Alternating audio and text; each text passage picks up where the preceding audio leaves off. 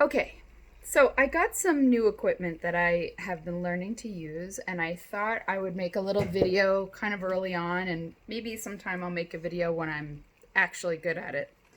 Um, but it's a process, and we're all learning, so here goes. My goal is to make something like this. Well, I made this, but my goal was to make something like this. It is double folded binding, leather on leather. And prior to this, I was doing it by hand, and anyone who's done it by hand can attest that it is frustrating and not always the most consistent. So I thought this was pretty consistent. It's not perfect, but like I said, I'm learning. And there's no raw edges. This is double rolled. So the first thing you need is some leather binding tape. So what I did was I cut 1¼ inch because ultimately that's what needs to get fed into my binding attachment to create a 3/8 inch binding, which is what this is.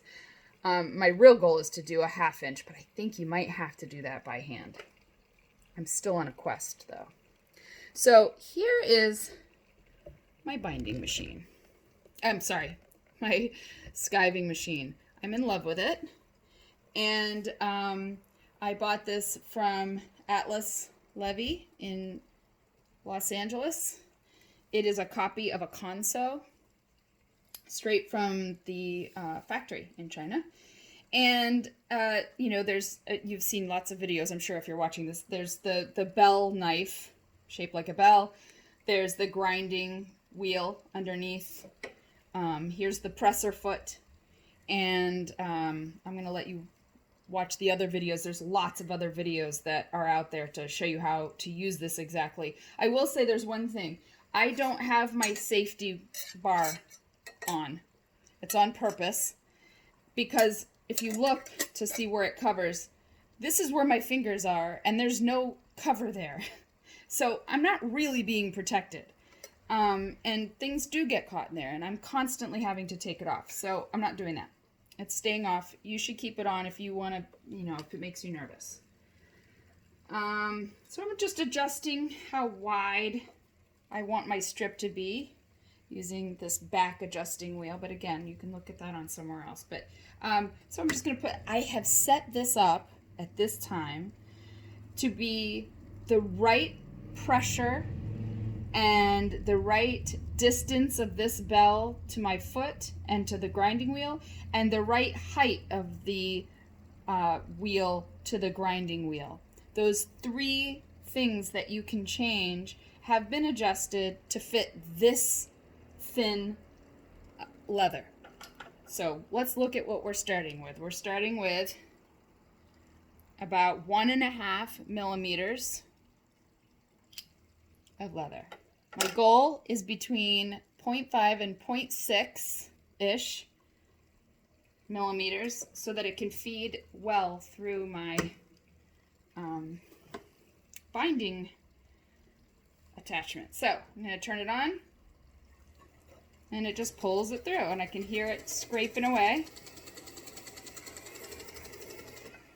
Ta-da! I mean, this is why I love this machine.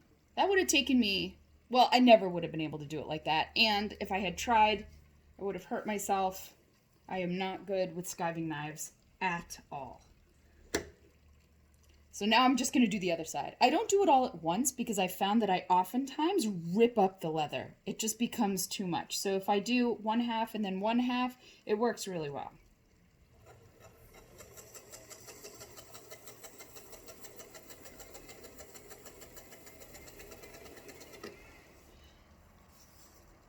Right? Now there is a little fuzz in the middle. Sometimes I will run that through one more time to defuzz. Sometimes it doesn't defuzz. It didn't feel like it did. No, it didn't. That makes no difference from what I can tell. Also, I'm feeling a little difference right here versus here in the leather. So I'm probably going to cut this part off anyway because I don't like there to be such a difference in texture on one set of binding. So I'm just not going to worry about that little part. And the ridge kind of follows a little bit, but it's so small. It really makes no difference when you're putting it through the binding attachment. And here we are at my leather sewing machine, also from Atlas Levy. It's a copy of a Seiko 8B with my binder attachment from KH Sew. It was made for the Seiko 8B. Yeah, 8B. And it attaches here and here, but like I said, I've had to like make adjustments to which screws I used and yada yada. I also had to shave down a little bit, grind down this walking foot that I bought for it. Just have to make some slight alterations. So what I do is I cut diagonally my leather just so that it has a little long piece to send through. And I start sending it through the back of the binder. This is challenging to do while recording, but that's okay. I'm sending it through, and you'll see there's like a little window in the front right here, just enough for me to put something pointy to help guide him through. And here he is at the end. And I'm going to pull it. I have him out a little bit. I'm going to pull it through. And at this point, I've just got to make sure that he is rolling on both sides. That's the important part. Otherwise, what are we doing here?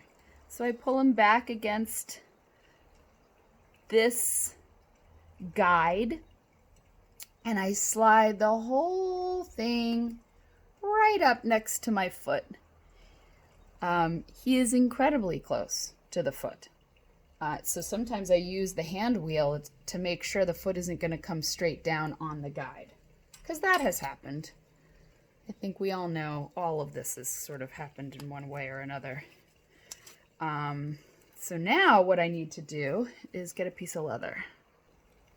Okay, so this is a kind of tricky part too. You got to slide him in between the two sides of the leather, and you got to use something in here to just line everybody up and put your presser foot down. And it doesn't look like they're lined up well, so I gotta go in again. Just make sure there's enough room and that the foot, there. Okay. Now, where are my threads? Where's my other thread? Oh dear. Okay, I'm gonna not make you wait. Okay. So I'm holding my two threads behind. My presser foot is down. Leather is in place. Fingers are crossed. And he's just pulling it through. Should remain consistent. It doesn't necessarily look like it is. So I'm hoping it looks like it's getting awfully close to the edge. But let's see.